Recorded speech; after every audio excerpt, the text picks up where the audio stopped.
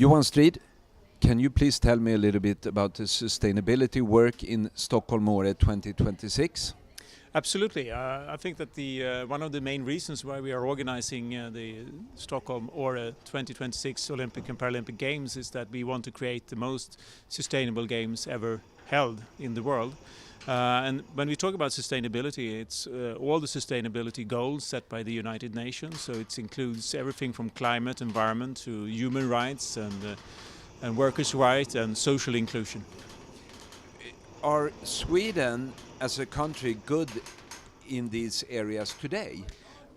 You can look at all various sorts of sustainability ratings that is done by UN agencies or companies and so on, comparing countries, and we are always scoring among basically always top 5 or top 3. But we need to get better. We are never done. We have a very severe situation for our planet when it comes to the climate, and to organize this fantastic global media platform that Paralympic and Olympic Game is. We have a moral obligation to use that platform to drive sustainability issues and climate issues in order to push the world in the right direction. It sounds quite dramatic that when you say we have a severe situation, a difficult situation when it comes to the climate. Is the Olympic and Paralympic in Stockholm Åre 2026 the solution? No, we are not the solution, but if we are not part of it, we shouldn't be organized at all.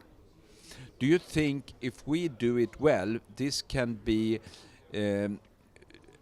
a template for coming Olympics and Paralympics? You know, I do think that every Olympic or Paralympic game or every major global event whatsoever has always to aim to be the best ever held so far in order to set a new standard where the next coming event could raise the bar even higher. And we are committed to raise the bar as high as we can do in sustainability in all its aspects. What would a Paralympic in Stockholm Åre 2026 mean to your movement, to your organization? The Paralympic movement is one of the greatest social movements of the world. We promote and highlight the ability of people with an impairment and their opportunities in society. In Sweden in particular, there is a much less market share of people with disability engaged in sport compared to people without a disability. So for us and the Paralympics at home grounds will be an absolutely fabulous opportunity for us to market the opportunity to do sport. Do you think this is really the key to get more disabled people into sport? It's one of the keys, as long as we do our homework very well and that we are very concrete in our offer to do sports. Yes, the Paralympics in Sweden would be excellent. Can you tell me a little bit how you work in your organization today to get people to do sports, to disabled people? Yeah, we work very close with the sports federations in order to offer the opportunity to do sports.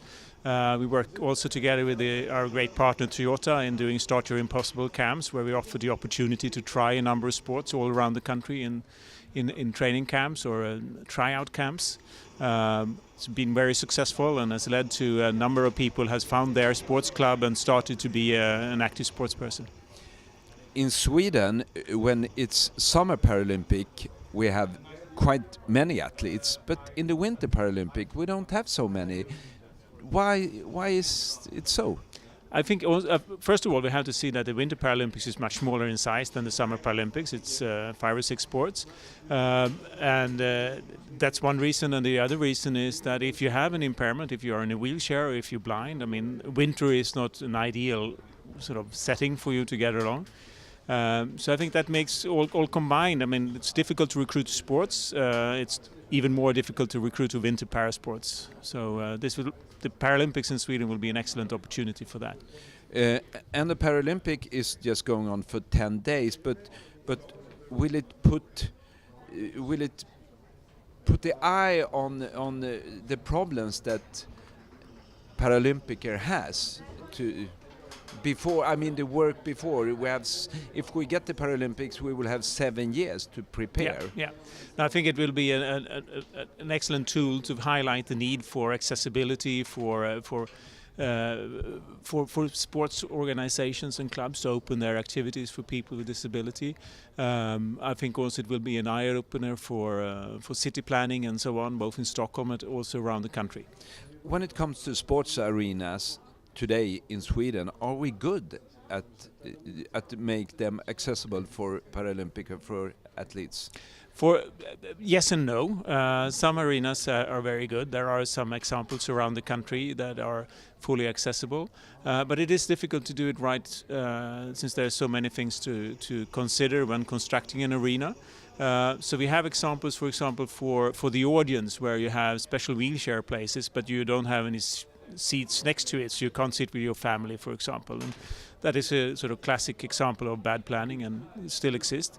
There are also a number of facilities, sports facilities, that are not sort of accessible for wheelchair users and so on. So there is a lot of things to be done, and as part of the preparations for the Paralympics, we are doing an sort of accessibility certification for sports arenas. It will be an interesting path up to the Paralympics. Thank you. Thank you.